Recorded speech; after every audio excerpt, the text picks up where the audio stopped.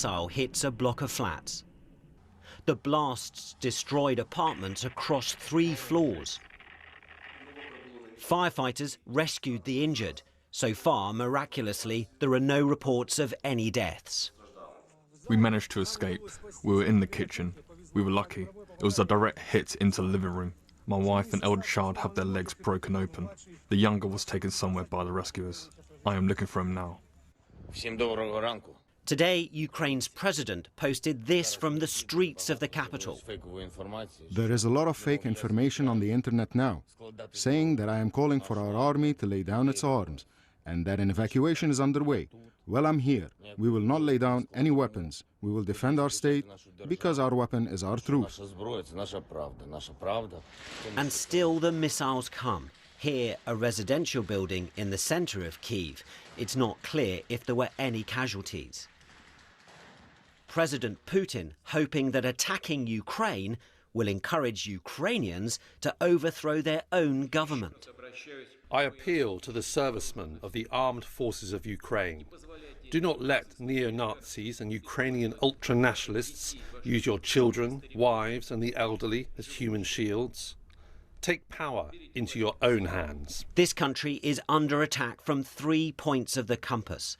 The Russians aren't advancing as fast as many thought they would, but the Ukrainian military remains outnumbered. In the central Ukrainian city of Dnipro, many have started to consider what until recently seemed unthinkable. I don't want to lose my country. I love it so much, you can't even imagine that. It is quite shocking for me, and right now I'm thinking about taking weapon to my hands, at least to defend my local districts. Others have not stayed to find out.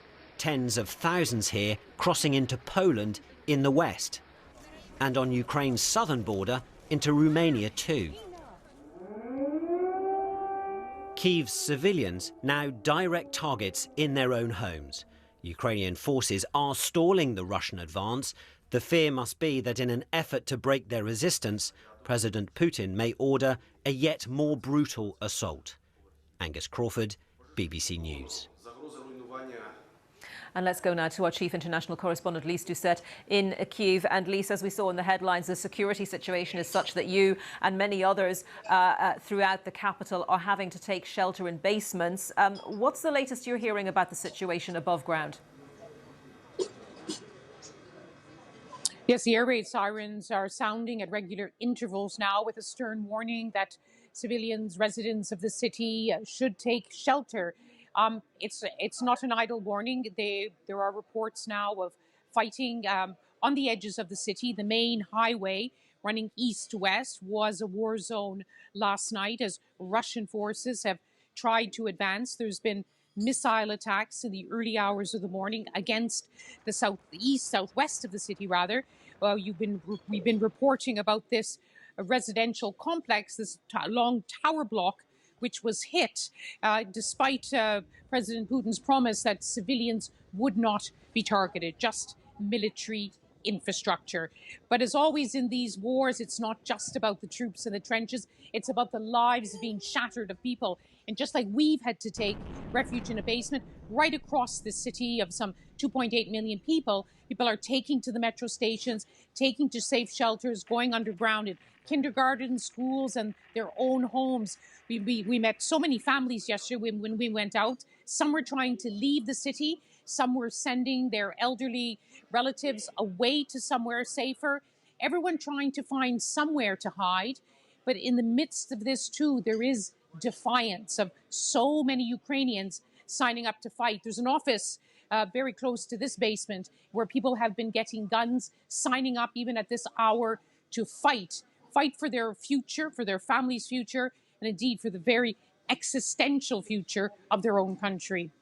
And Lise, that was a tone struck also by President Zelensky, wasn't it, in his latest message a short while ago? He said we will overcome, and he seemed defiant, but he also seemed pragmatic, I guess, in that appeal for help, saying anyone who wants to come and fight to help us defend ourselves, we will arm you. And a recognition from him, I guess, in that statement of what a tough job they have on their hands to stave off the Russian forces.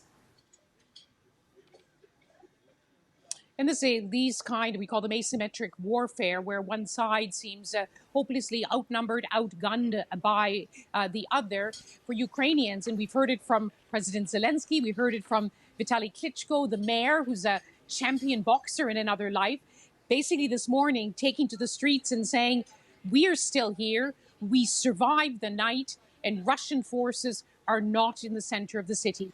Just surviving is seen as a success. But of course, this is just the beginning of what could be a very long, drawn-out battle.